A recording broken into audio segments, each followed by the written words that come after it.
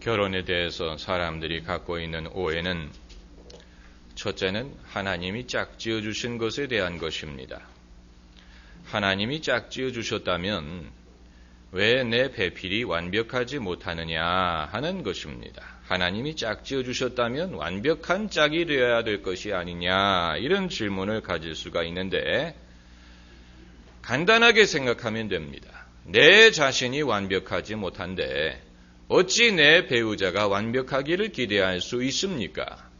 완벽한 사람은 배우자가 필요 없지요? 혼자 살아도 됩니다. 완벽하지 못하고 허물이 많기 때문에 서로 돕고 살라고 하나님이 짝을 지어주시는 것입니다. 그리고 둘째로 결혼하면 외로움의 문제가 해결되리라는 생각입니다.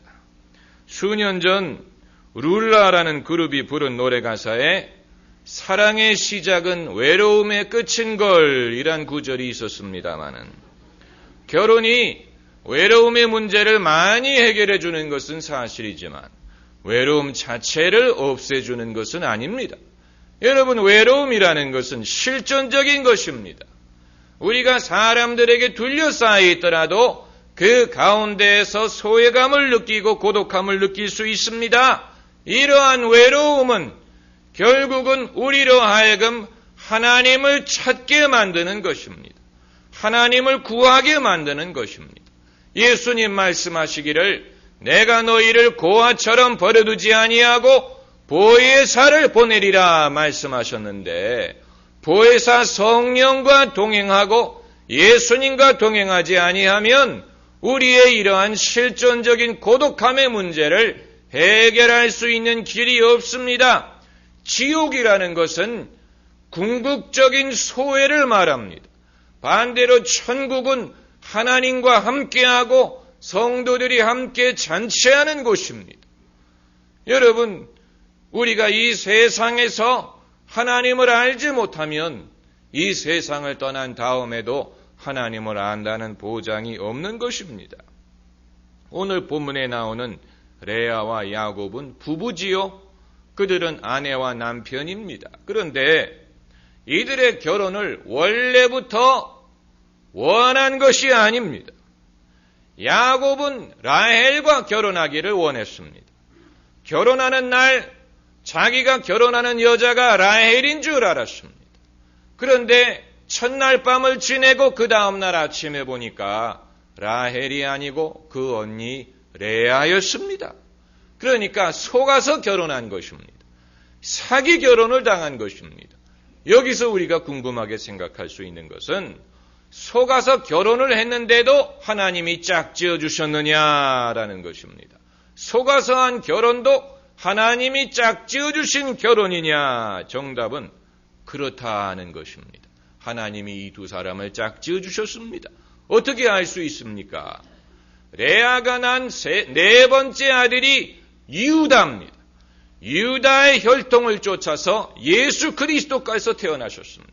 그러니까 야곱은 레아를 원치도 않았고 속아서 결혼한 것입니다만 그럼에도 불구하고 하나님의 섭리 안에서 이것이 이루어져서 그들의 결혼을 통해서 장차 세상을 구원하실 메시아가 태어나게 하신 것입니다. 이보다 더 확실한 증거가 어디 있겠습니까? 하나님이 짝지어 주셨다는. 그렇지만 평소에 우리는 이런 거창한 것을 생각하면서 살지 않지요. 어느 부부가 아침에 일어나서 서로 마주보고 오늘도 우리가 하나님의 섭리 안에서 삽니다. 이렇게 말하겠습니까? 그것은 오히려 이상한 것입니다. 사람들은 그저 평범하게 사랑받고 살기를 원합니다. 남자든 여자든 마찬가지입니다. 모두가 그저 평범하게 사랑받고 살기를 원합니다. 이것은 그들의 사회적인 지위나 또 부귀나 이런 것에 전혀 좌우되지 않습니다. 우리나라도 언젠가는 여자 대통령이 탄생할 것입니다만 미국도 힐러리 클린턴이나 곤돌리자 라이스 같은 여자들이 대통령의 꿈을 꾸고 그 꿈을 키우고 있지 않습니까? 그런데 영국에는 이미 1980년도에 여자 수상이 있었습니다. 그게 바로 마가렛 대처라는 사람입니다. 마가렛 대처. 그녀는 상당한 정치적인 지도력을 갖고 있는 사람이었습니다. 별명이 철의 여인이었어요. 아이런 레이디. 그래서 대처가 미국의 레이건 대통령과 함께 공산주의의 철의 장막이 무너지는데 일조한 사람입니다. 대처가 회의할 때 한 유명한 말이 있습니다. Be reasonable. Do it my way. 합리적으로 합시다. 내 방법대로 하자니까요. 상당한 그런 지도력이 있는 그런 여성이었습니다마는 제가 추측하건대 대처 수상이 집에서는 남편에게 한 가지만을 원했을 것입니다. 사랑받는 것. 왜냐하면 집에서는 아내이기 때문에 집에서까지 무슨 국제 정세를 말하고 정책을 말하겠습니까? 그렇지 않지요? 집에서는 남편이든 아내든 그저 사랑받기를 원하는 것입니다. 이 사실을 세상의 남편들이 알고 있는지 모르겠습니다. 남편들이 아내가 정말로 원하는 것은 자기에게 사랑받는 것이다 라는 것을 얼마만큼 알고 있는지 모르겠습니다. 잘 알지 못하고 있는 것 같아요. 왜냐하면 성경 말씀에 남편들아 내 아내를 사랑하라 라는 구절이 나오는 것을 보면 이미 잘하고 있는 것은 하나님이 별도로 명령할 필요가 없습니다. 못하기 때문에 하나님이 명령하신 것입니다. 그것은 아내들도 마찬가지지요. 아내들이 남편의 말을 잘 안 듣고 있는 걸 아시니까 성경 말씀에 아내들이요 내 남편에게 복종하라 이렇게 말씀하고 있는 것입니다. 할렐루야. 할렐루야에 아멘 안 하는 것을 보시니까 마음에 들어하지 않는 것 같습니다마는 하나님의 말씀이에요. 하나님의 말씀입니다. 제가 오늘 여러분에게 말씀드리는 것을 좀 불편하게 생각하실지 모르지만 하나님의 말씀이구나 하고 들으시기를 바랍니다. 부부가 살다 보면 어느 시점에 가서는 포기를 해버립니다. 처음에 결혼할 때는 배우자를 변화시키기 위해서 애를 씁니다. 내가 많이 사랑해주면 변화하겠지. 이런 식으로 생각을 합니다마는 어느 시점에 도달하면 저 사람은 바뀌지 않을 것이다 라는 것을 압니다. 그래서 그 시점에서 단념을 하는 경우가 많습니다. 다른 것을 단념하는 것이 아니고 젊었을 때 가졌던 기대, 소녀 시절에 가졌던 기대 이런 것이 현실 앞에서 무너지는 것을 경험한다는 것입니다. 그래서 핑크색 꿈이 사라지고 이제는 남편의 코 고는 소리밖에는 안 들린다 그럽니다. 내가 기대했던 것이 이런 것이 아니었는데 그러나 이제 어떻게 하겠습니까? 그냥 기대를 접고 사는 것이지요. 어느 권사님 하시는 말씀이 이제는 나의 선택에 책임을 지면서 산다 이렇게 말씀을 하시던데 그러나 오늘 본문에 등장하는 레아라는 여성은 포기를 하지 않습니다. 그것을 우리가 주목하고자 하는 것입니다. 사랑하기 때문에 결혼한 것은 아니었지만 결혼을 했기 때문에 사랑받기를 기대한 것입니다. 오늘 본문 32절을 보면은 레아가 잉태하여 아들을 낳고 그 이름을 르우벤이라 하여 가로되 여호와께서 나의 괴로움을 권고하셨으니 이제는 내 남편이 나를 사랑하리로다 하였더라. 그러니까 그 당시에는 아빠가 이름을 짓지 않고 엄마들이 이름을 지었던 것 같습니다. 르우벤이란 말은 보라 아들이라 라는 말인데 레아가 자식을 낳고 그가 한 말이 이제는 내 남편이 나를 사랑하리로다 그랬고요. 34절을 보시면 그가 또 잉태하여 아들을 낳고 가로되 내가 그에게 세 아들을 낳았으니 내 남편이 지금부터 나와 연합하리로다. 그 의지가 대단하지 않습니까? 레아는 남편이 자기를 사랑할 것을 원하고 기대하고 바랬습니다. 그 바람을 버리지 않았습니다. 여러분, 세상은 공평하지 못합니다. 세상에는 별로 노력하지 않아도 사람들의 사랑을 많이 받는 사람들이 있습니다. 쉽게 사랑을 받는 사람들이 있습니다. 라헬이 바로 그런 경우입니다. 라헬은 남편의 사랑을 받기 위해서 애썼다는 증거가 없습니다. 그냥 남편이 그를 좋아해서 처음 보는 순간부터 좋아했습니다. 세상에는 그런 사람들이 있습니다. 그래서 그런 가사가 있지 않습니까? 모두 사랑하네, 나도 사랑하네. 이런 사람들이 있습니다. 애를 쓰지 않아도 사랑을 쉽게 받는 사람들이 있는 반면에 레아처럼 사랑을 쉽게 받지 못하는 사람들이 있습니다. 애를 쓰고 노력을 해야 사람들에게 인정을 받고 사랑을 받을까 말까 한 그런 사람들도 있다는 것입니다. 여러분, 세상은 공평하지 않습니다. 우리가 제일 질투하는 것이 바로 이것입니다. 우리가 다른 것을 질투하는 것이 아니고 왜 누구는 더 사랑을 받는데 나는 사랑받지 못하느냐, 이것을 우리가 가장 가슴 아프게 생각하고 그리고 가장 그것이 우리에게 상처가 됩니다. 여기에 대해서 하나님은 뭐라고 말씀을 하시느냐? 바로 이 사랑의 불공평에 대해서 하나님이 직접적으로 말씀하시지는 않지만 다만 오늘 31절 말씀을 보시면 여호와께서 레아에게 총이 없음을 보시고, 이것은 권총이 없다는 얘기가 아니고 은총이 없다. 다시 말하면 사랑을 받지 못한다는 것을 하나님이 보신 것입니다. 하나님이 안 보시는 것 같아도 이것을 보십니다. 우리 마음속에 외로움을 보시고 우리 마음속에 상처를 하나님이 보시고 권고하십니다.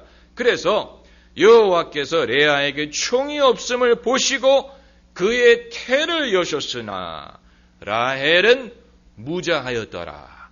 라헬은 사랑을 많이 받았지만 그는 자식을 낳지를 못했는데 레아는 사랑은 받지 못했지만 하나님이 그에게 은총을 베푸셨어요. 그러니까 여러분, 결국은 우리가 받는 사랑은 공평합니다. 다만 그것이 하나님에게서 오는 사랑일 수도 있고 사람들에게서 오는 사랑일 수도 있고 사람으로부터 오는 은총일 수도 있고 하나님으로부터 오는 은총일 수도 있습니다. 이런 부분에서 부족한 사람에게는 저런 것을 주시고 저런 것이 부족한 사람에게는 이런 것이 주십니다. 모든 사람이 모든 것을 갖는 것은 아닙니다. 이것이 부족하면 하나님이 저것을 채워주시고 그렇습니다. 이 사실이 여러분에게 위로가 안 될 수도 있습니다. 아마 여러분 중에는 나는 다른 거 필요 없고 그저 사랑만 받고 살고 싶다, 이런 마음을 갖고 계시는 분들도 계실 것입니다. 충분히 이해가 돼요. 저도 그리스도인이 되기 전에는 그렇게 생각했습니다. 그리고 만약에 제가 목사가 되지 않았다면 저도 그런 식으로 살려고 했을 것입니다. 그러나 제가 목사가 되고 보니까 인생은 여러분 애정만 가지고 살 수 있는 것이 아닙니다. 예수님 말씀에 사람이 떡으로만 살 수 없다라고 말씀하신 것처럼 사람이 이와 같은 애정만 가지고 살 수 있는 것이 아닙니다. 만약에 그렇다면 예수님과 같은 분은 어떻게 살았겠습니까? 독신으로 사셨는데, 예수님의 많은 제자들이 독신으로 살았는데 사람이 애정으로 사는 것이라면 이와 같은 사람은 어떻게 사느냐는 얘기입니까? 그러니까 애정이 있어야지요. 사랑이 필요하지요. 그러나 그것만 가지고 살 수 있는 것이 아니에요. 그것만 가지고 살 수 있는 것이 아닙니다. 아티스트들, 세계적인 가수들, 오랜 세월 동안 활동을 하는 사람들을 보면은 젊었을 때는 주로 사랑에 대해서 노래합니다. 그런데 나이가 들면 그들이 노래하는 주제가 달라지는 것을 우리가 발견합니다. 나이가 든 사람들은요, 그 주제가 훨씬 더 철학적으로 바뀝니다. 프랑크 시나트라 같은 사람은 젊었을 때 사랑에 대해서 노래했습니다. 그런데 나이가 먹으니까 그 노래들이 내용이 철학적으로 바뀌더라고요. My Way 같은 노래를 보세요. 얼마나 철학적입니까? 이것은 무엇을 보여주느냐? 사람이 젊었을 때 생각하고 바랬던 그것만이 전부가 아니더라는 얘기입니다. 그래서 국내에도 연예인 활동을 하다가 나이가 들어서 목회자가 되는 분들이 많지 않습니까?